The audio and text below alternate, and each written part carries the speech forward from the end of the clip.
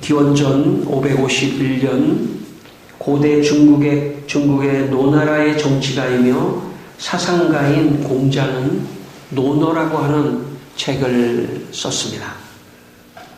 논어는 공자가 말한 어록을 모아놓은 그런 책입니다. 공자는 논어 제4편 2인편에서 말하기를 아침에 도를 들으면 저녁에 죽어도 좋다, 그런 말을 했습니다. 여기에 도는 한자로 길도자입니다. 공자가 말하는 도는 인생의 진리의 길, 이치, 근원, 그런 뜻입니다. 아침에 도를 듣는다는 말은 한자로 조문도라고 합니다. 조는 아침이라는 뜻이고 문은 들을 문, 곧 가르침을 받는다는 그런 뜻입니다. 다시 말하면 공자는 아침에 도의 가르침을 받기만 한다면 저녁에 죽어도 좋다고 말한 것입니다. 공자의 사상을 연구한 중국의 형병이라는 사람은 이 대목을 해설하면서 이렇게 해설했습니다. 말년에 이른 공자가 도가 행해지지 못하는 세태를 보고 이 세상에 도가 없음을 미워한 것이다, 이렇게 해석을 했습니다. 공자가 이 말을 하고 바로 죽지 않고 72세까지 산 것을 보면 공자는 도의 가르침을 사모하긴 했지만 정확하게 도의 가르침을 듣지는 못한 것 같습니다. 만약 공자가 희망한 도의 가르침을 받고 들었다면 그는 어쩌면 더 일찍 죽었을지도 모릅니다. 공자가 가르침을 받고 싶어 했던 도는 사실 가장 이상적인, 인간이 생각하는 인간의 노력으로는 다다를 수 없는 가장 이상적인 개념입니다. 근원, 이치, 진리, 이것은 인간의 노력으로 희망할 수는 있지만 그것을 사실 인간의 노력으로 얻어낼 수는 없는 것입니다. 그래서 하나님이 도를 계시하시고 또 그 도를 가르쳐 주셔야만 그 도를 알 수 있는 것입니다. 바울은 고린도전서 1장 18절에서 십자가의 도가 멸망당하는 자들에게는 미련한 것이요 구원을 받는 우리에게는 하나님의 능력이라고 말씀했습니다. 바울은 이 십자가의 도를 자기의 노력으로 얻어낸 사람이 아닙니다. 인류 역사의 많은 철학자들도 공자와 같은 도의 개념, 플라톤 같으면 이데아의 개념, 무엇인가 이상적인 어떤 개념을 개념화했지만 실제로 그것이 자기에게 주어져서 체화되지는 못했던 것입니다. 하나님께서 바울에게 이 십자가의 도를 가르쳐 주었습니다. 여기에 도도 십자가의 진리, 같은 도자를 쓰고 있습니다. 길도자, 진리, 십자가의 진리를 하나님께서 바울에게 가르쳐 주었기 때문에 바울은 그 십자가의 도를 위해서 죽을 수도 있었던 사람입니다. 마치 공자가 내가 아침에 도를 깨달으면, 도를 가르침을 받으면 저녁에 죽어도 좋다고 하는 이 공자의 말은 사실입니다. 문제는 뭐냐면 그 진리, 그 진리를 결국은 정확하게 그 진리를 깨달았느냐, 이게 더 중요한 관건이죠. 바울은 십자가의 도를 깨닫고 그는 도를 위해서 죽을 수도 있었던 그런 사람입니다. 도를 위해서 죽을 때, 내가 믿는 진리를 위해서 죽을 때 그게 진짜 진리입니다. 내가 믿는 그 도, 진리를 위해서 내 인생을 헌신할 수 있을 때 내 시간을 드릴 수 있을 때, 내 재물을 드릴 수 있을 때, 아낌없이 내 생명도 드릴 수 있을 때, 그것이야말로 진짜 도입니다. 바울은 여기서 십자가의 도를 하나님의 계시로 깨닫고 그는 그 일생을 하나님께 도를 위해서 죽어도 좋다고 생각한 사람입니다. 여러분, 생명보다 귀한 거 어디 있습니까? 시간보다 생명은 더 귀하고 돈보다도 생명은 더 귀합니다. 그런데 내 생명을 드릴 만큼의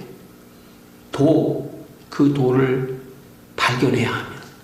저는 오늘 이 시간 우리 모두가 다 이 십자가의 도를 여러분의 마음속에 다 듣고 깨닫고 가르침을 받고 십자가의 도를 여러분 마음속에 믿는 그런 귀한 시간이 되기를 주의 이름으로 축원합니다. 우리 오늘 본문 10절로 11절 말씀을 다시 한번 읽겠습니다. 오늘 본문 10절로 11절 말씀입니다. 여러 날 머물러 있더니 아가보라 하는 한 선지자가 유대로부터 내려와 우리에게 와서 바울의 띠를 가져다가 자기 수족을 잡아매고 말하기를 성령이 말씀하시되 예루살렘에서 유대인들이 이같이 이 띠 임자를 결박하여 이방인의 손에 넘겨주리라 하거늘.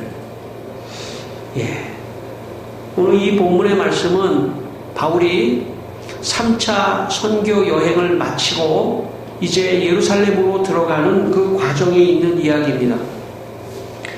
바울은 이스라엘의 서쪽 도시 가이사랴에 도착했습니다.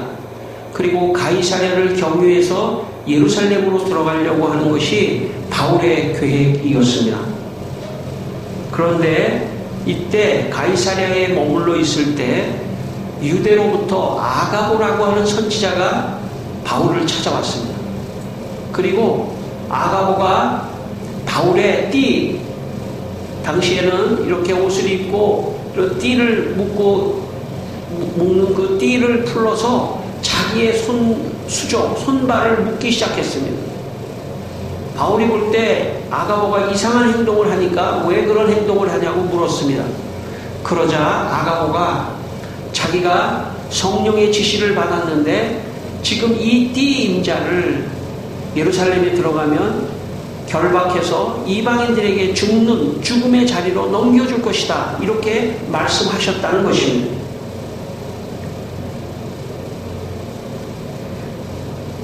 사실 아가보가 개인적으로 바울에게 예루살렘에 들어가면 위험합니다.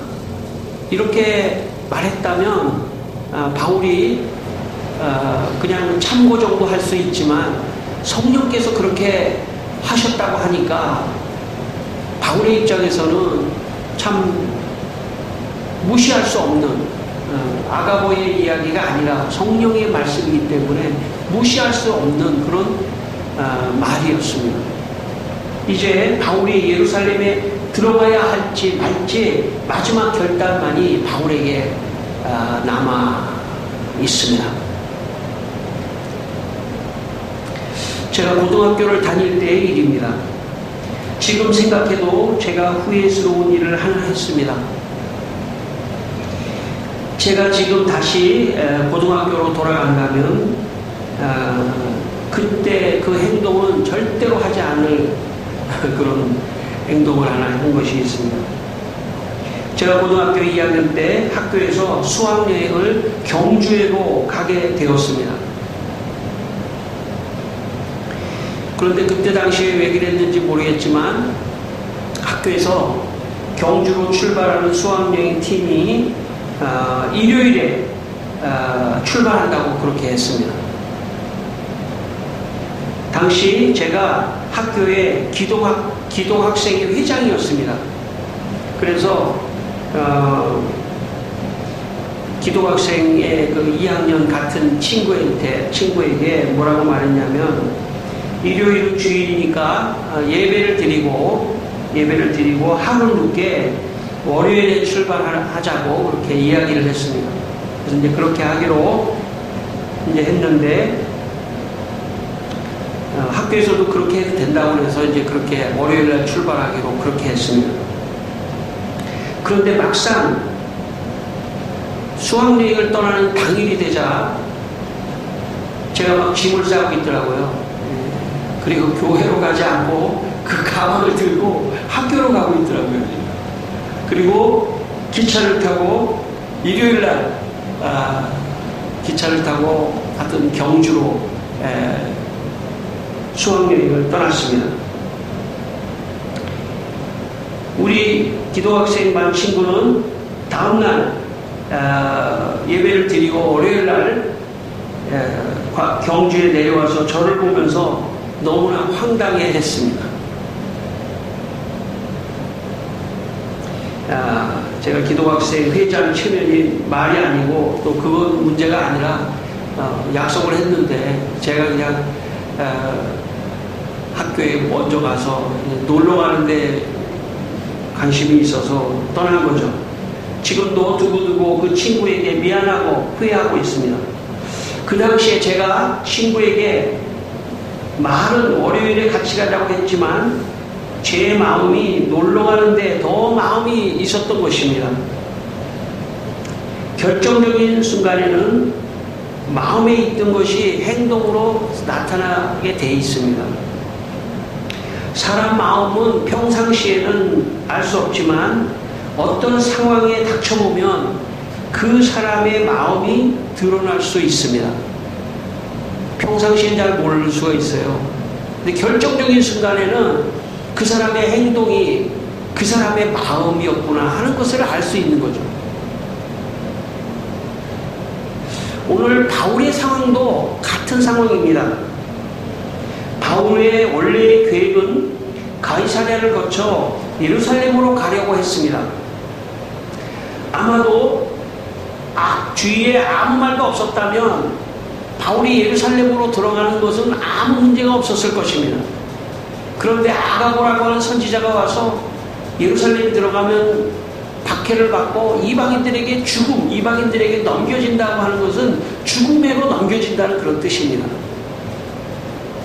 바울의 마음에 동요가 이룰 수밖에 없는 마음입니다. 바울의 마음의 진심을 알아볼 수 있는 마음입니다. 어쩌면 성령께서 그렇게 말씀하신 것은 바울의 마음을 진짜 하나님이 알아보기 위해서 그렇게 하셨는지도 모릅니다.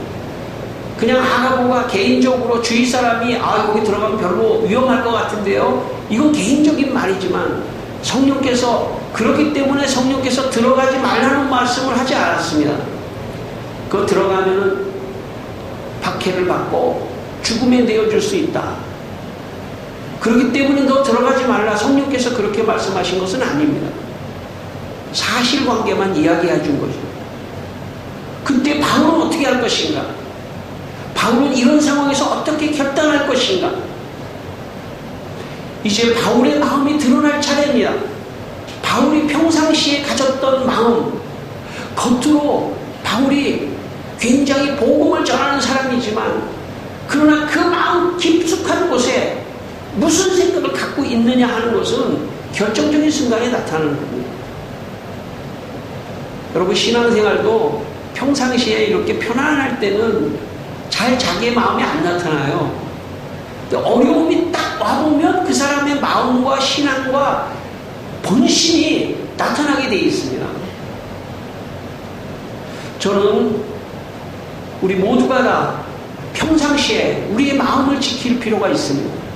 우리의 마음의 본심, 신앙 안에서도 정말 알 수는 없지만 정말 주님을 사랑하고 하나님을 진심으로 믿고 신앙적으로도 순수하고 신실하고 원칙을 지키고 정도를 지키고 하는 그런 신실한 마음을 평상시에 가지고 있을 필요가 있습니다.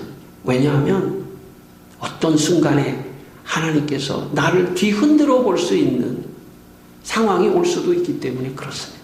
그때 그 마음을 잘 지키고 하나님께서 인정하는 마음이 될 때 하나님이 축복하시는 것입니다.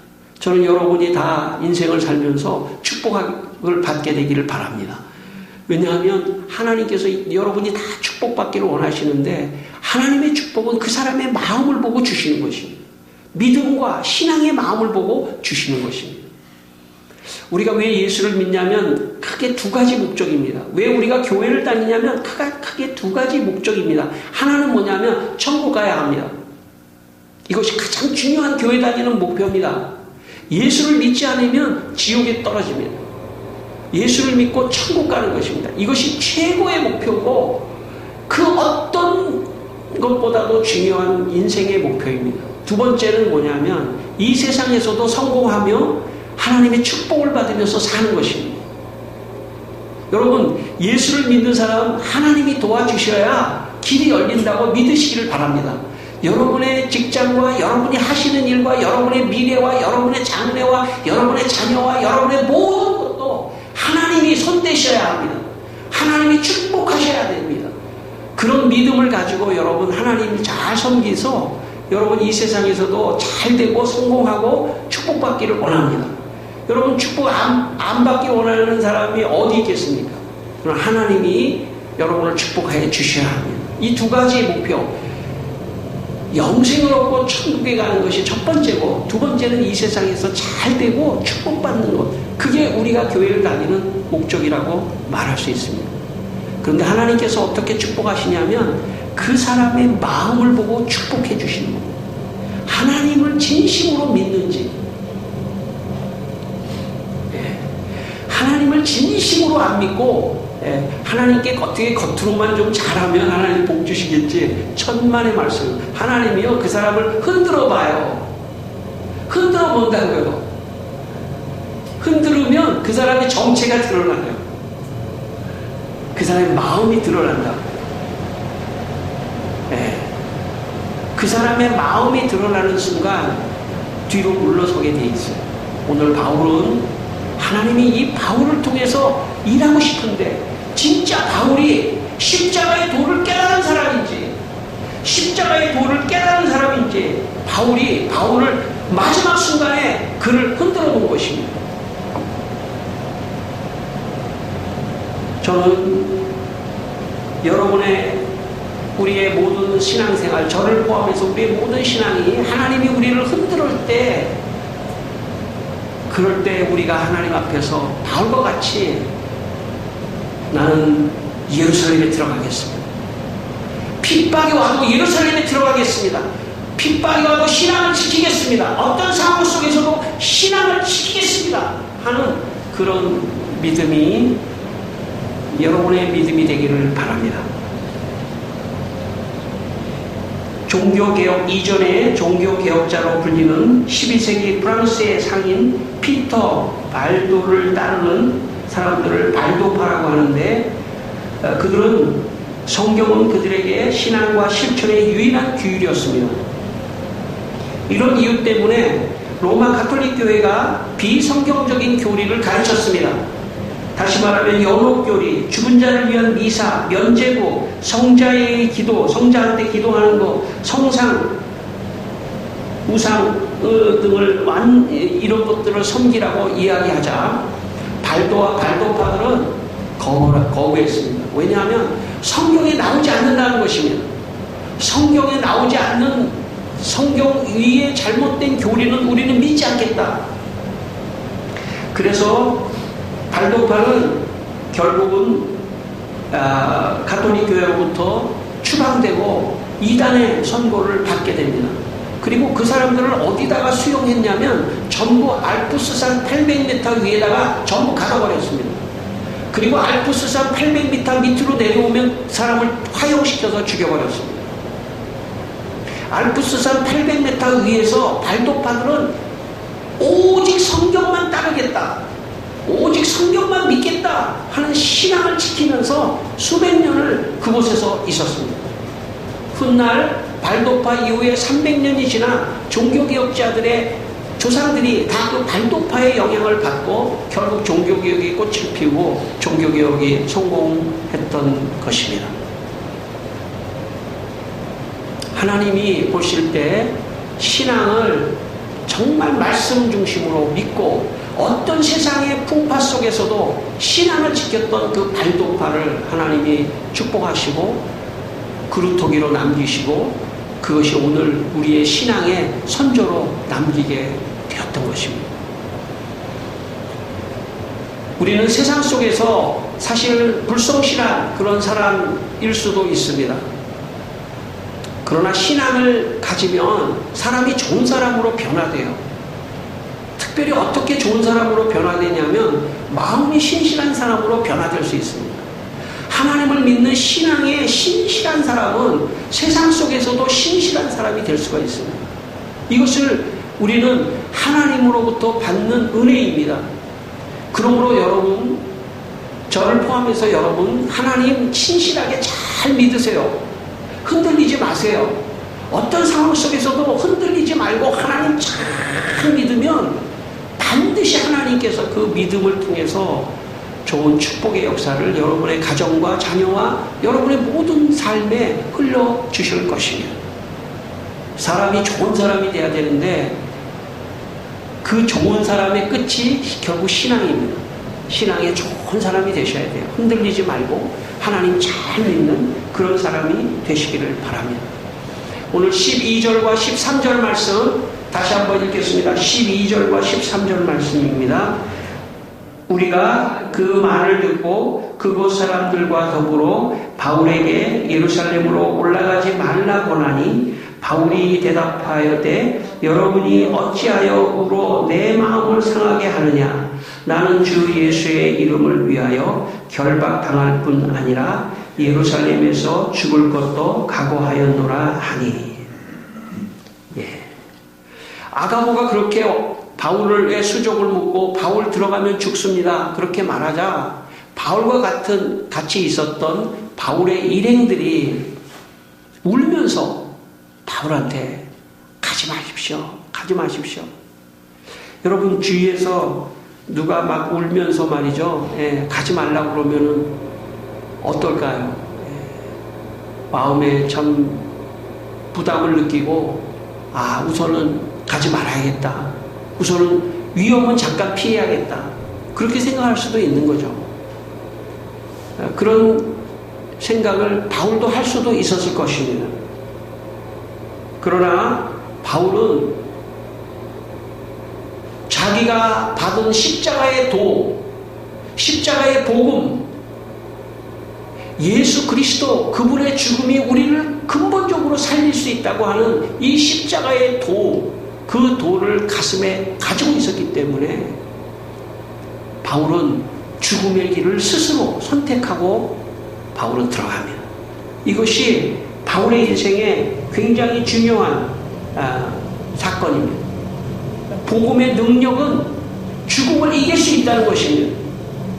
놀라운 이 복음의 십자가의 도가 죽음을 이기고 예루살렘으로 들어갈 수 있는 그런 마음을 바울에게 주었다는 것입니다. 교회 생활을 하면서 저는 여러분에게 이 십자가의 도의 은혜가 임하기를 바랍니다. 십자가의 복음을 깨달아야 돼요.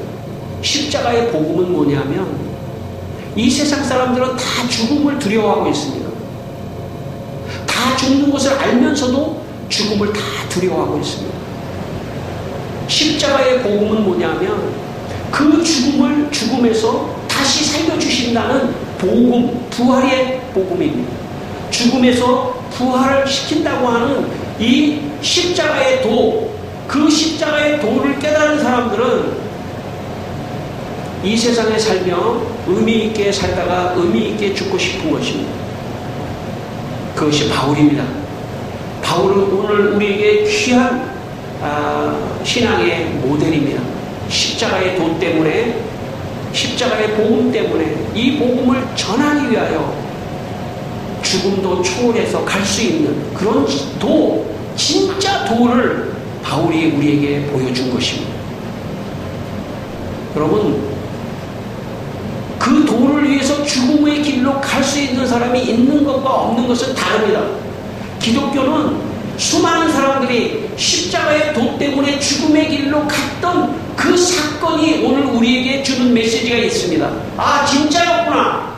십자가의 도가 죽음을 이길 수 있도록 죽음의 길로 갈 수 있는, 아침에 도를 들으면 저녁에 죽어도 좋다는 것이 말로만이 아니라 진짜구나, 진짜 삶으로 보여줬구나, 보여준 사람이 있구나, 그게 바울이에요.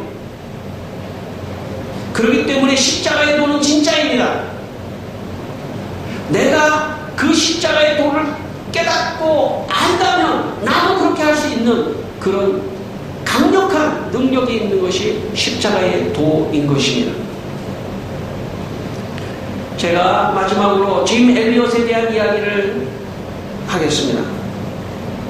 지금은 천국에 있지만 짐 엘리엇과 5명의 에콰도르 선교사는 1956년 1월 8일에 에콰도르 아우카족에게 창을 맞고 순교합니다. 그렇기 때문에 지금으로부터 60, 70년 전에 살았던 그런 사람들입니다. 저는 그들이 우리 시대, 바울은 오래전 사람이지만 우리 시대의 진정한 영웅, 우리 시대의 영웅, 에콰도르에 한 번도 복음을 들어보지 못한 야만족, 아우카족에게 복음을 전하다가 순교한 5명의 선교사의 이름을 불러보고 싶습니다. 짐 엘리엇, 피트, 에드, 네이트, 로저. 그런데 사실 이들만큼 훌륭한 5명의 젊은 부인들의 이름도 또 있습니다. 이 5명의 선교사는 20대 후반과 30대 초중반의 선교사들이었는데, 이들의 부인들도 20대와 30대 초반의 젊은 여자들이었습니다. 저는 그들의 이름도 불러보고 싶습니다. 베티, 올리브, 마릴루, 마즈, 바바라. 이들에게는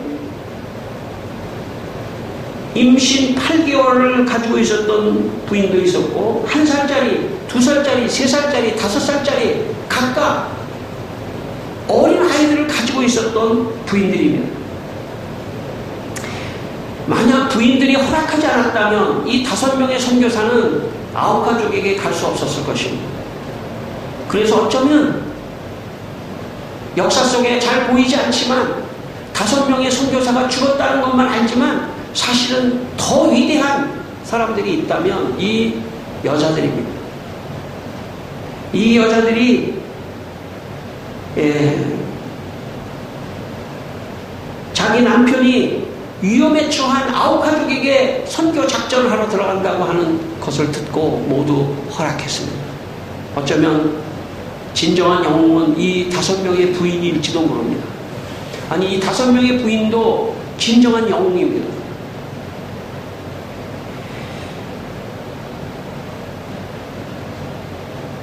다섯 명의 선교사가 이 아우카족에게 선교하러 떠나는 날, 짐 엘리엇의 부인 베티라고 하는 여자가 훗날에 책을 썼는데 그때의 상황을 이렇게 그의 책에 기록해 놓았습니다. 어느 밤 우리 아내들은 과부가 될 가능성에 대해서 함께 이야기했다. 그때 우리는 어떻게 할 것인가? 하나님은 우리 마음에 평안을 주셨고 어떤 상황이 닥쳐와도 그분 말씀이 굳게 선다는 확신을 주셨다. 5명의 선교사가 순교한 후에 그 부인들 5명은 에콰도르를 떠나지 않았습니다. 그들은 에콰도르에 남아서 계속해서 선교 사역을 감당했습니다. 심지어 짐 엘리엇의 부인 베티는 1살짜리 딸을 데리고 아우카족에게 들어갑니다. 다시. 그리고 조정사 네이트의 누나 레이첼이라고 하는 여자는 아예 아우카족에 들어가서 죽을 때까지 아우카족의 언어로 신약 성경을 번역해냅니다. 아우카족은 자신들이 죽인 사람들의 부인과 누나가 다시 죽음을 각오하고 아우카족으로 들어와 복음을 전하는데 충격을 받고, 우리가 참으로 사람들을 죽였던 그런 사람의 부인과 누나가 아우카족에 다시 들어와서 죽음을 각오하고, 또 죽일 수도 있잖아요. 죽음을 각오하고 아우카족에게 들어가 그들을 사랑하고 그들에게 복음을 전하자 그 야만족 아우카족이 깜짝 놀랐습니다. 우리가 죽이면 당신들도 우리에게 창을 찌르는 것이 당연한 것인데 왜 당신들은 복음을 위하여 죽지 않았습니까? 왜 복음을 위하여 이렇게 들어왔습니까? 그리고 이 두 여자에게 아우카족이 질문을 했습니다. 우리가 들어갈 때 우리는 창을 가지고 있었고 그 5명의 선교사들은 보호용으로 총을 다 갖고 있었는데 왜 총을 쏴지 않았습니까? 그러자 이 두 여인이 그 아우카족에게 이렇게 말했습니다. 그들이 총을 쏘지 않은 것은 그들은 죽어서 천국에 갈 수 있는 준비가 되었지만 아우카족은 천국 갈 준비가 되지 않았기 때문에 쏘지 않았습니다. 이것은 소설이 아닙니다. 실제로 일어났던 일입니다. 십자가의 도, 복음의 능력, 십자가의 도는 바울과 같이 여기에 선교사들과 같이 죽음을 뛰어넘어 전할 만큼 강력한 위대한 가장 좋은 복음입니다. 이것보다 좋은 소식은 없습니다. 이 세상에 그 어떤 것도 십자가의 도만큼 강력한 능력이 있고 죽음을 뛰어넘을 수 있는 능력, 죽음을 뛰어넘어 영원을 사랑할 수 있는 그런 복음은 없습니다. 그래서 우리가 예수를 믿는 것입니다. 성도 여러분, 이 시간 여러분의 마음속에 이 십자가의 도가 충만히 임하여 2022년 한 해 이 십자가의 도의 능력으로 이웃에게 복음을 전하며 기도해주며 살아가시는 한 해가 되시기를 주의 이름으로 축원합니다.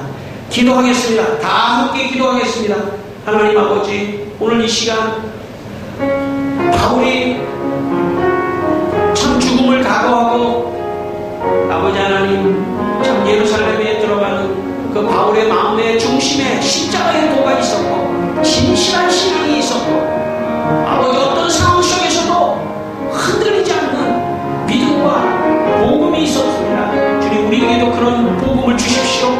이 시간 우리 성도들의 마음속에, 제 마음속에 십자가의 도를 전해주셔서 십자가의 도를 가지고 2022년 한 해를 살아가게 하여 주옵소서. 뭐가 어렵겠습니까? 2022년 어떤 일이 어떻게 어렵겠습니까? 하나도 어렵지 않습니다. 십자가의 도로 다 물리치고 승리할 수 있도록 주여 역사하여 주시옵소서. 할렐루야. 주님, 아버지 하나님, 우리 성도들에게 십자가의 도를 더 분명히 가르쳐 주셔서 마음에 굳건히 십자가의 도를 믿고 십자가의 도를 전하는 새해가 되게 하여 주시옵소서. 예수님 이름으로 기도드리옵나이다.